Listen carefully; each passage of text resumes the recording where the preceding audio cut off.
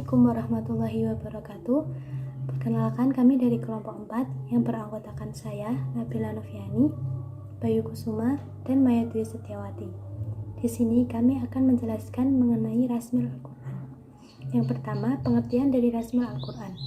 Rasm berasal dari kata rasama yalsamu rasma, yang berarti menggambar atau melukis. Kata rasm ini juga bisa diartikan sebagai sesuatu yang resmi atau menurut aturan. Jadi, rasm berarti tulisan atau penulisan yang mempunyai metode tertentu.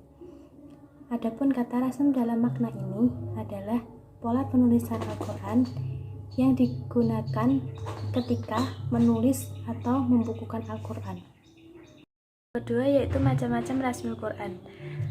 Macam-macam rasmul Quran dibagi menjadi 3. Yang pertama yaitu rasm Utsmani. Rasm Utsmani adalah cara penulisan Al-Quran yang disepakati oleh Khalifah Utsman bin Affan pada waktu penulisan mushaf Al-Quran.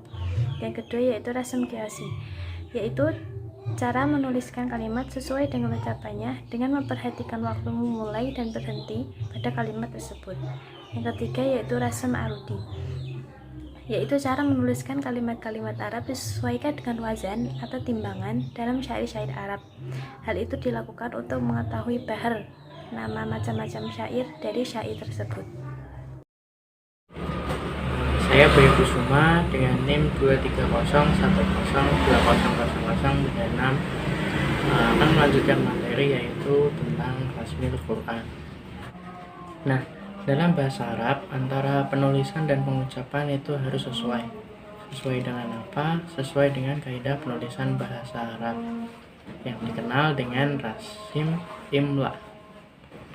Nah, namun dalam Al-Quran yang biasa kita gunakan dalam sehari-hari itu menggunakan kaidah penulisan rasim Utsmani.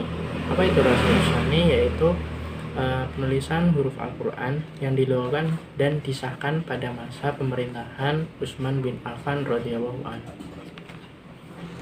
Dalam rasm Utsmani, penulisan mushaf Al-Quran memiliki beberapa kaidah. Yang pertama yaitu penambahan dan pengurangan huruf. Huruf-huruf yang ditambahkan atau yang dikurangkan yaitu antara lain alif, waw, ya, dan lam. Contohnya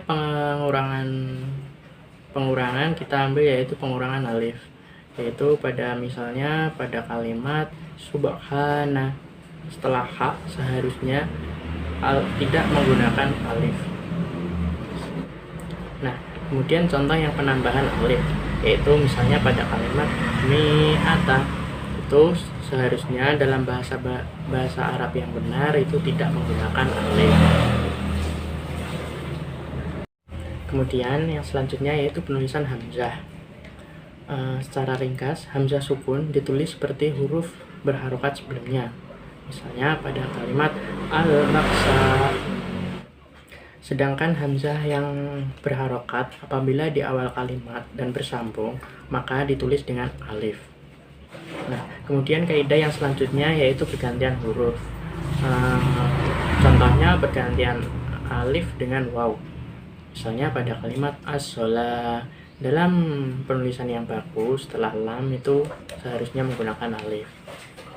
Kemudian yang terakhir yaitu penggabungan dan pemisahan huruf.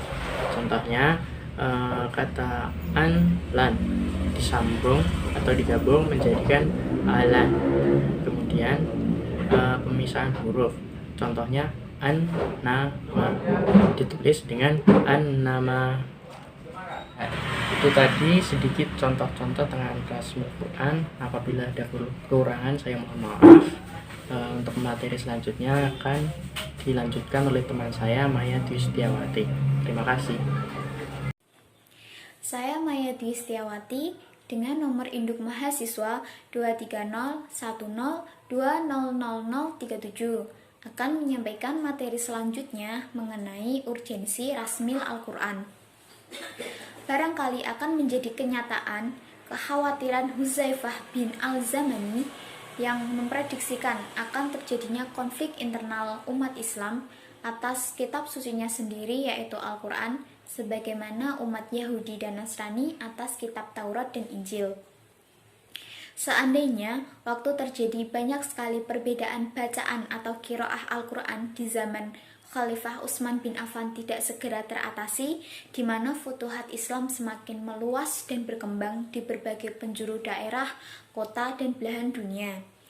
Jika saat itu Khalifah Utsman tidak segera mengambil tindakan preventif dengan mengumpulkan para sahabat dan segera menyepakati pola penulisan Al-Quran yang dapat mengcover semua bacaan yang ada, mungkin sampai sekarang tetap berkembang keberadaan Mushaf Al-Quran Ubay bin Ka'ab, Mushaf Al-Quran Abdullah bin Mas'ud, Mushaf Al-Quran Abu Musa al-Ash'ari, Mushaf Al-Quran Al-Miqdad bin Amr dan sejenisnya, sebagaimana dalam kitab Injil terdapat Injil Lukas, Injil Yohanes, Injil Barnabas, dan lain sebagainya. Pola penulisan Al-Quran secara umum atau ijma' jumhur tidak pernah lepas dari eksistensi Rasm Utsmani. Setidaknya pendapat inilah yang banyak diikuti oleh mayoritas umat Islam, bahwa salah satu syarat pokok bacaan Al-Quran yang benar adalah kesesuaiannya bacaan atau muwafaqah dengan masahil Utsmaniyah, terlepas bentuk muwafaqahnya secara jelas atau samar. Selain sesuai dengan kaidah bahasa Arab dan memiliki sanad yang bersambung sampai Rasulullah Shallallahu Alaihi Wasallam. Namun begitu, dalam perkembangannya, para pemerhati ulumul Quran berbeda pendapat tentang hukum penulisan Al-Quran dengan Rasm Utsmani. Topik perbedaannya secara prinsip hanya seputar eksistensi Rasm Utsmani, apakah keberadaannya itu bersifat tauqifi atau ijtihadi. Terlepas dari perbedaan panjang di kalangan para ahli ulumul Quran, satu hal yang mungkin dapat dijadikan credit point dalam pemahaman keberagaman kita sekarang, yaitu kesadaran untuk saling menghormati pendapat satu dengan yang lain. Kita dapat membayangkan, seandainya hingga kini perselisihan dan saling menyalahkan antara qiraah satu dengan yang lain, pendapat satu dengan yang lain berkenaan perbedaan pola penulisan mushaf Al-Quran masih terus berjalan dengan satu alasan, misalnya semua mushaf yang tidak mengikuti kaidah Rasm Utsmani secara mutlak adalah batal, sebab Rasm Utsmani adalah tauqif bi al-ijma'. Maka peristiwa di masa Khalifah Utsman bin Affan akan terulang dengan kontekstual problem yang substansinya sama. Dengan demikian, sama artinya kita akan masuk kepada lubang yang sama untuk kedua kalinya. Sekian materi dari kelompok kami mengenai Rasmil Al-Quran. Kurang lebihnya mohon maaf. Wassalamualaikum warahmatullahi wabarakatuh.